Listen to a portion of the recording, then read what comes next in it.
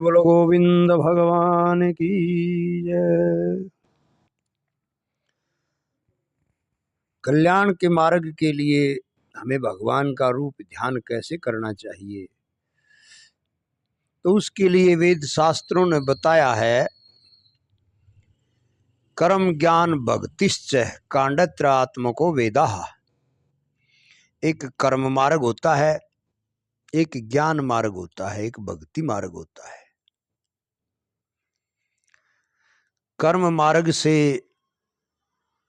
ज्ञान मार्ग से हमारा मामला नहीं हल हो सकता। हमने पहले भी बताया है और सब वेद शास्त्र हजारों प्रमाणों से बताते हैं कि ज्ञान और कर्म दोनों ईश्वर तक नहीं जा पाएंगे। कर्म अधिक से अधिक स्वर्ग तक पहुंचाता है और कर्म फल दे करके नष्ट हो जाता है। ज्ञान जो हमारे अंदर अज्ञान है कक्षा के हिसाब से, उसको नष्ट करके फिर अगले ज्ञान में प्रवेश कर जाता है, फिर अगले में, फिर अगले में। इस तरह से ईश्वर तक जब तक नहीं पहुंचेगा, वो सारा लंबा मामला है। और हो भी जाए सतयुग वगैरह में एक आध करोड़ों जन्मों की साधना से कोई कर भी ले, तो उसे आत्म ज्ञान हो सकता है, परमात्म ज्ञान नहीं होगा। क्योंकि परमात्म ज्ञान के लिए भगवान की शरण में जाना ही पड़ेगा। भगवान का कानून है, मामेव शरणम प्रपद्यन्ते माया मेताम तरंती थे। जो मेरी ही शरण में आता है उसको मैं माया से उत्तीर्ण करता हूं। अतः अन्य कोई भी साधन हमारे लक्ष्य को हल नहीं कर सकता। और कर्म क्षेत्र में पात्रता आवश्यक है। ज्ञान मार्ग में भी पात्र आवश्यक है। जैसे आजकल कर्म मार्ग ज्ञान मार्ग दोनों को मिला भी ले हम, तो बड़े बड़े ज्ञान के, चाहे वो इंटरनेट है, अल्ट्रासाउंड है, अनेक साधन हैं, तो कुपात्र को दे देने पर उनका सबका दुरुपयोग होता है। पात्रता के अभाव में ज्ञान टिक नहीं सकता। ये जितनी भी वर्ण आदि व्यवस्थाएं थी, कर्म और ज्ञान मार्ग की पात्रता के आधार पर थी। यदि कुपात्र को या अपात्र को हम वो जगह दे देंगे तो वो खुद की भी हानि करेगा और दूसरे की भी हानि करेगा। हाँ, भक्ति के सब अधिकारी हैं, इसलिए भक्ति एक सरल साधन है। भक्ति में तो ज्ञानी, मुक्त, अमलात्मा, सिद्धात्मा सब भक्ति के अधिकारी हैं। दुराचारिणो ब्रह्मचारिणो सर्वे अधिकारिण, नारी नपुंसक भक्ति के सब अधिकारी हैं। भक्ति का तात्पर्य है मन की याद में भगवान हो। तो भगवान का एकांत में शुरुआतक साधक के लिए जो नियम है, कुछ समय के लिए वो एकांतिक बैठ करके साधना करे भगवान की। और भगवान की जो छवि है, रूप मनोहर कितनी सुंदर है।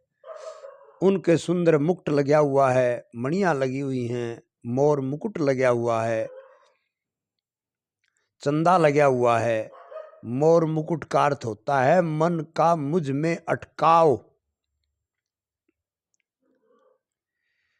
चंदा जो हम चयन करेंगे उसके हिसाब से वो सब कुछ देने वाला है, अपनाने वाला है। तो साधारण कृपा तो सब जीवों पर है। उसका कर्म नोट करना, याद रखना और उसका भुगतान करवाना और जीव की व्यवस्था करना, पृथ्वी जल आदि पानी सबसे। ये तो साधारण मनुष्य के लिए या राक्षस के लिए, देवता के लिए, सबके लिए बराबर है। लेकिन विशेष कृपा जो होती है वो भक्ति से होती है। तो उसका हम एकांत में बैठ करके भगवान का रूप ध्यान करें मन से। भगवान का मस्तिष्क इतना सुंदर है, भगवान की आंखें मुझे देख रही हैं, खुली हैं।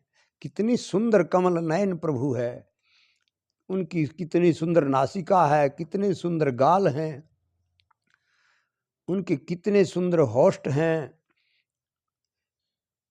इस प्रकार भगवान का रूप ध्यान इसी तरह नीचे लाते हुए चरण कमलों तक भगवान के कितने सुंदर नाखून हैं पैरों के, उनके तलवे में भी 15 निशान हैं, उनका भी हम ध्यान कर सकते हैं। नहीं तो ऊपर से नीचे तक किसी एक अंग विशेष मुख का ध्यान कर सकते हैं और उनको जिंदा बनाएं। वो चंचल हैं, इतने चंचल हैं कि चंचला लक्ष्मी उनका हृदय में आकर के शिथिर हो जाती है। भगवान का रूप ध्यान करते समय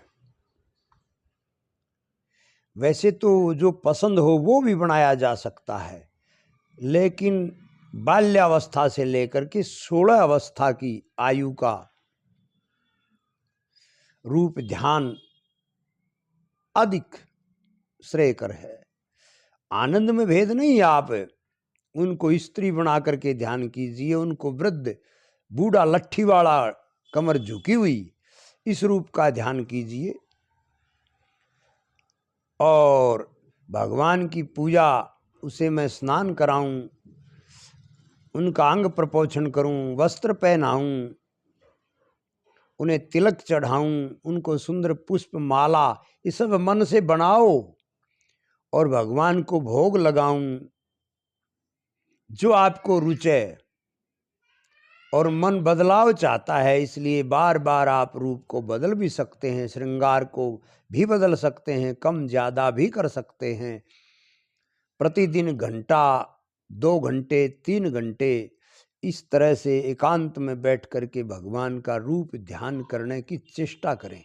रूप ध्यान में भगवान का एक एक गुण, लीला, धाम, उन पर भी मन जाए, क्योंकि मन बदलाव चाहता है, सदा से ये उसी को ढूंढने के लिए बदलने में लगा हुआ है। तो भगवान से प्यार करते करते, उनके श्रृंगार में कम ज्यादा करते हुए रोज मन से तो कोई नूर हीरे का भी बाप चढ़ाओ भगवान के, सुंदर वस्त्र चढ़ाओ भगवान के, और भोग लगाते समय आंसू बहाओ। आंसुओं के बिना मन निर्मल नहीं होगा। एकांतिक ध्यान के लिए भगवान के साथ उन्हें अपना स्वरूप जिंदा बना करके हाथ हिल रहे हैं, आंख पलक हिल रही हैं, वो मुझसे कुछ कहना चाहते हैं, मुझे उनसे कुछ कहना है। हे नाथ, हा नाथ, हे दीनबंधु, हे कृपा सिंधु, मैं अनंत जन्म का पापी आपकी शरण में आया हूं। मैं आपको कैसे जान सकता हूं? आप मुझे तो जानते हैं क्योंकि हृदय में बैठे हैं। इसलिए हे नाथ, मेरे उस अंतकरण में आकर के आप सदा सदा विराजमान रहें। इस प्रकार ध्यान करने का अभ्यास आपको 1 घंटा मिले, 2 घंटा मिले, 3 घंटा मिले, सुबह शाम जब भी फुर्सत हो, आधी रात को नींद ना आवे, कोई समय लिमिट नहीं है, कोई समय बंधन नहीं है। जब आपको फुर्सत हो एकांतिक ध्यान करें। और मंदिर में कहीं भी ऐसा ध्यान करने में आपको लोग देखें, संकोच करें, पता नहीं क्या कहें, तो एकांत अपने घर में भगवान का किसी भी चित्र से रूप बाई आंखों से देख करके या नया बनाएं। इस प्रकार कोई कंडीशन नहीं है, बार बार ध्यान करने का अभ्यास करें। तो ये एकांतिक ध्यान की बात है। इसके आगे जब करने का अभ्यास बन जाएगा तो फिर चलते फिरते बार बार मन में स्मरण करते हुए भगवान का हम ध्यान करें, खुली आंखों में ध्यान करें। लैट्रिन बाथरूम जाते हुए भी उसी को कराते हैं, उसी के हाथ धोते हैं, स्नान करते हुए भी बूंद बूंद पानी की उसी को स्नान कराऊं मैं। पूजा करते समय भगवान की मूर्ति से बाहर निकालो उसको, केवल कागज पत्थर न बना रहने दो, उसको जिंदा बनाओ और भगवान की पूजा आराधना करो। उपरोक्त बताई गई विधि से करो या जो तुम जानते हो उससे करो, या भिन्न भिन्न वेद शास्त्रों ने षोडशोपचार विधि, पंचोपचार विधि, अनेक विधियां बताई हैं, वो आती हैं तो उनसे करो। लेकिन ध्यान रहे मन उसी में पिरोया हो, मन से भगवान को हटने न देना। बार बार अभ्यास करना होगा तो मन उसमें जाने लगेगा। मन का लगाव ही भक्ति है। भक्ति में पहली कंडीशन मन की सेवा है। फिर आप वस्तु चढ़ाएं, हाथ पैर से जो जहां भी है वो कर सकते हैं। तो भगवान का रूप ध्यान करते समय प्रत्येक क्रिया के साथ करने का अभ्यास करें। 1 गिलास में याद आएगा भोजन में, फिर 5 गिलास में याद आने लगेगा, 10 गिलास में याद आने लगेगा। इसी तरह चलते फिरते 1 घंटे में याद आएगा, 2 घंटे में याद आएगा। बार बार सोचो कि वो मेरा है, आत्मा का सामान केवल ईश्वर है और शरीर का सामान ये माता पिता बहन भाई पैसा प्रॉपर्टी है। इस विचार को भी चलते चलते विचार करो बार बार, और उनके रूप ध्यान का अधिक से अधिक अभ्यास करो। साथ में नाम हो, लीला हो, रूप हो, गुण हो, या उसके संत हो, मीराबाई आदि, लक्ष्मीचंद, तुक्काराम, धन्ना जाट, कोई भी भक्त, अनंत भक्त हैं उनके।